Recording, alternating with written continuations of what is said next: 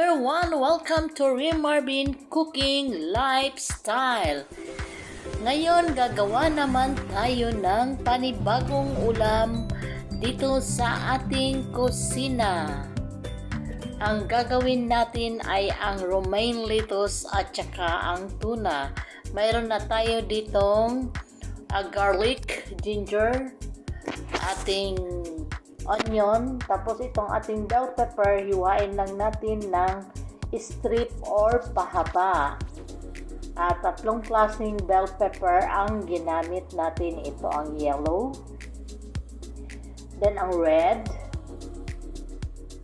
Yung ating onion is galing yun sa freezer, hinanda ko na yun. Lagi akong may nakahanda na onion, garlic, and ginger sa ating freezer. Ayan, strip lang natin. Sa hindi pa nakasubscribe sa ating channel, just click the subscribe button and notification bell para ma-notify kayo sa ating mga newly uploaded recipe and videos. Ito naman ang ating patatas. Ganon din, hiwain natin ng pahaba. Hindi masyadong makapal, hindi rin masyadong manipis. Kumusta mga ka-OFW saan mang sulok ng mundo? Sana'y ligtas po tayong lahat at huwag kalimutan laging magdasal sa ating may kapal. Ayan, continue lang ang ating paghiwa. Be careful at baka masugatan ang ating kamay.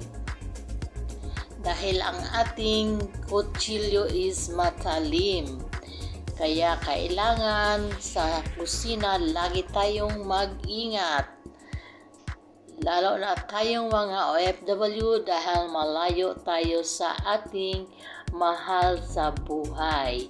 Isunod naman natin ang ating kamatis. Hiwain lang natin ng pa-cubes na malalaki. Depende sa inyo kung gusto nyo ng liitan. Okay lang po yan.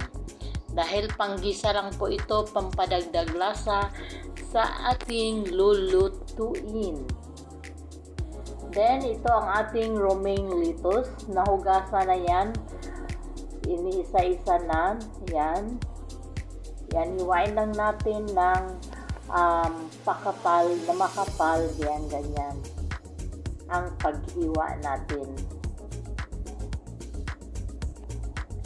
Kumusta mga ka-OFW? Again, sa hindi pa nakasubscribe sa ating channel, just click the subscribe button and notification bell para ma-notify kayo sa ating mga newly recipe na upload ng inyong butihing kusinera.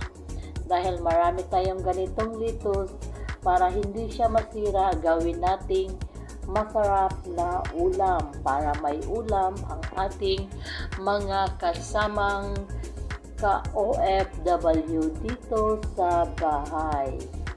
Ayan, kailangan tayong mga OFW talagang diskarte lang para magkaroon tayo ng ulam at hindi tayo magutuman dahil malayo tayo sa ating mga mahal sa buhay.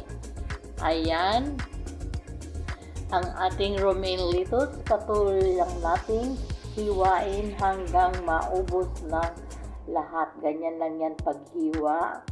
Hinugasan din yan isa-isa para mawala yung kanyang mga impurities or maliliit na mga insekto kung mayroon man.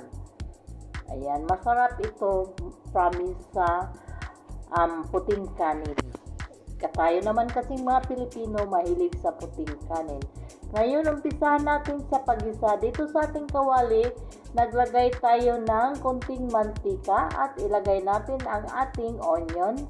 Medyo may ice pa siya dahil galing sa freezer. Isaute lang natin hanggang maglabas yung kanyang aromatic smell at magdagdag flavor sa ating lulutuin. Then, isunod natin ang ating garlic. Same, ang ating garlic, medyo may ice pa yan dahil frozen. Galing siya sa ating freezer. Then, isunod natin ang ating kamatis. Hintayin lang natin medyo maglambot ang ating kamatis. Then lagyan natin ng asin, pampadagdag lasa while sinosote or ginigisa natin. Then lagyan natin ng paminta. Ang ating Ajinomoto is optional lang po. Kung ayaw nyong gumamit ng Ajinomoto, pwede yang i-omit. Then, ang ating patatas, isunod na rin natin sa paggisa. Para hindi ma-overcook ang ating patatas at hindi madurog mamaya. Ayan, sabay natin siya sa ating kamatis. Again, sa hindi pa nakasubscribe sa ating channel, just click the subscribe button and notification bell para ma-notify kayo sa ating mga newly uploaded video. Then, isunod natin ang ating tuna sa lata. Kahit anong brand po ng tuna pwede nyong gamitin kung anong available sa inyong kusina. Ayan, then atin lang siyang ihalo-haluin para mag-well combine ang kanyang mga sangkap. Then isimmer natin for a few minutes. Then atin na naman ulit siyang haluin. Tignan natin kung malambot na, medyo malambot na yung patatas. Oops, nahulog ang ating sandok sa loob. Lagyan natin siya ng konting cilantro. Ang cilantro din is optional lang din yan siya. Then ilagay na natin ang ating 3-colored bell pepper or capsicum. Then tuloy lang ating paggisa or paghalo-halo ng ating mga gulay.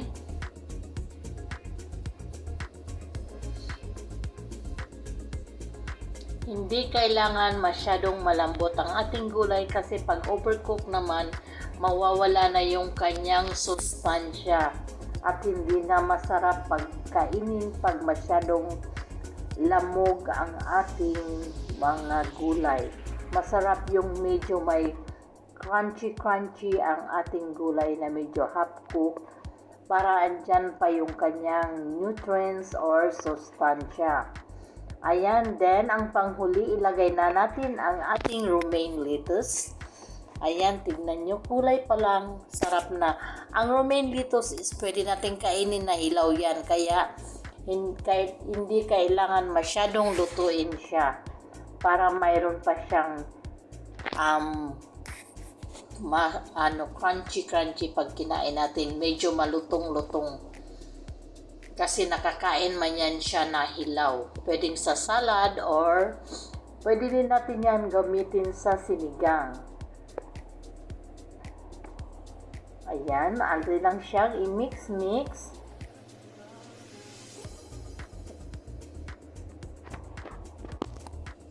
Ayan, pag ganito na siya, luto na yan, huwag masyadong lutuin. Ayan, sana'y nagustuhan nyo ang ating nilutong ulam. Ito na ang ating mga kababayan. Kakain na sila, may pritong talong pang additional. Ayan, ang isa naming kasama, hindi po yan kumakain ng kanin. Kaya gulay lang.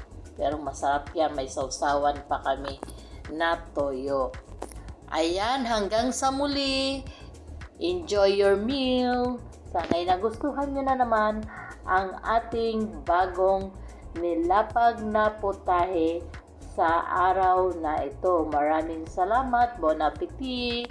Thanks for watching. Bye-bye.